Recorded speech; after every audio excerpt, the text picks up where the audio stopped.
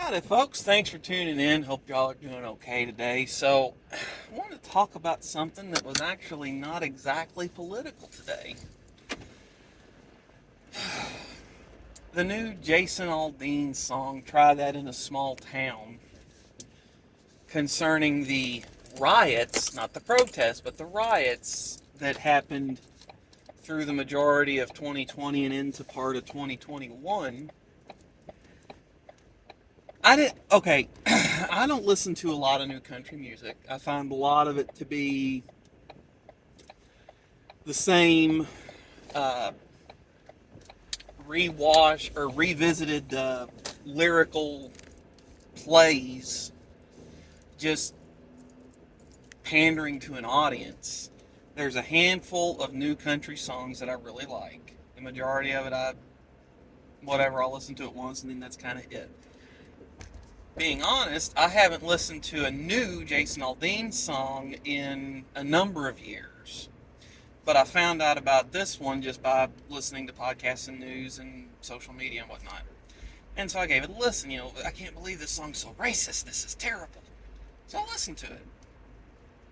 And it is 100% possible that I'm wrong in saying that I don't think the song's racist, but having listened to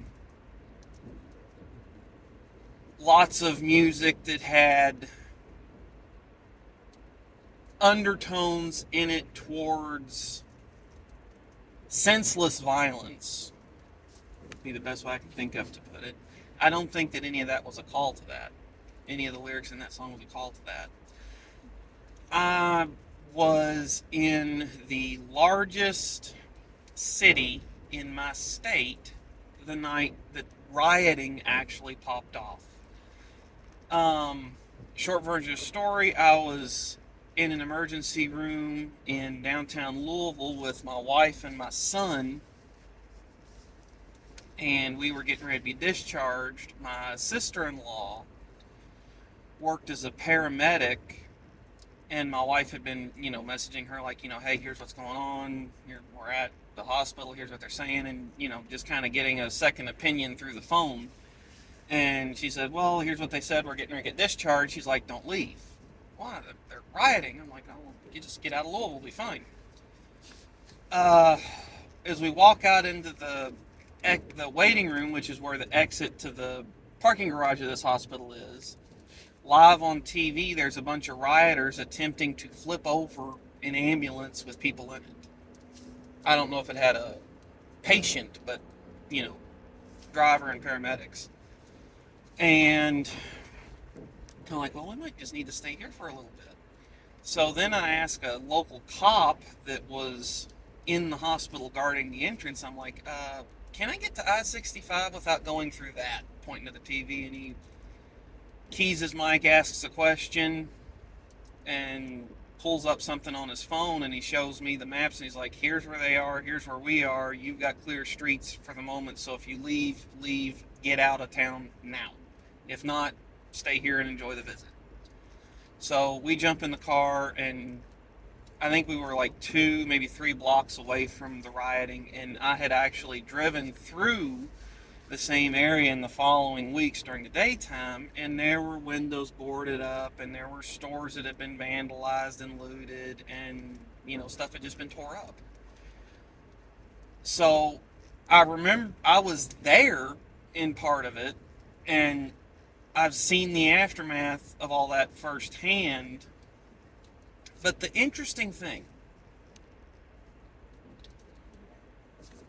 there are 2 smaller towns, not necessarily small towns, just smaller than Louisville, that I go to all the time because I live out in the middle of nowhere. The directions to get to my house include, and when you turn off the paved road, yeah, so I'm out in the sticks.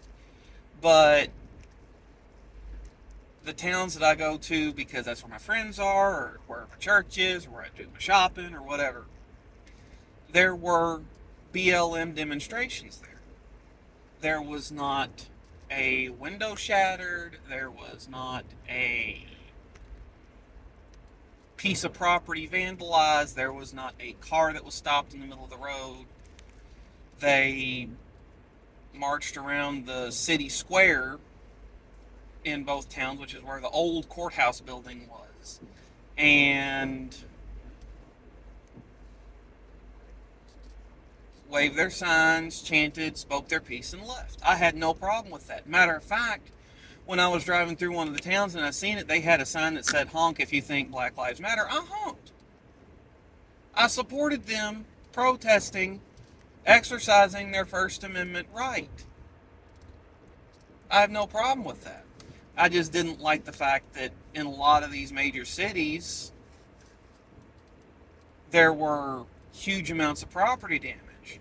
And you didn't see that in the smaller towns in my state. Because people knew, like, okay, if I go in and I loot this mini mart, well, turns out I go here to buy my gas and my coffee every day, or every time I need gas, and I go get my morning coffee, and I know the people that work there. And there was definitely, in my opinion, a sense of community there that prevented the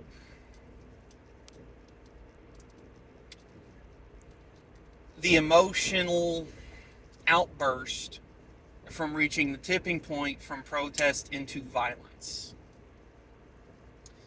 So you just never saw that. You only saw that in like 2 or 3 of the biggest cities in my state that I'm aware of. I know one for sure. I think 2. But I don't understand why that's so controversial. You know, you listen to a lot of rap music and there's songs about gangland violence that are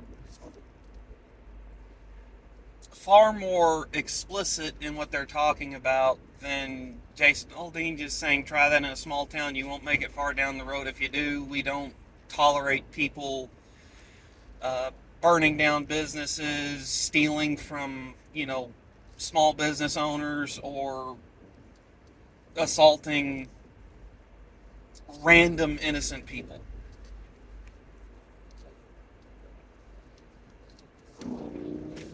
Say whatever you want. I don't think it's a racist song. I think it's controversial just because he called out the violent aspect of the BLM riots and protests. I had no problem with BLM in and of itself as far as their messaging. I have no problem with BLM as far as their protests. I just didn't like it when anything turned violent, and that made it impossible to have it made it difficult to have a intelligent conversation about the violence that they were protesting versus the violence that they were perpetrating. That's all I gotta say on that, I guess. I just don't understand why, if a country artist does it, a song that someone gets in their head that it's calling to perpetrate violence or racism, that's bad. But when a rap artist decides that they're going to make a song that calls for perpetration of violence or whatever, that's, fine and dandy. I can't wrap my head around it, but whatever. That's what I got on this one, folks. Thanks for tuning in. Take care. See y'all next time.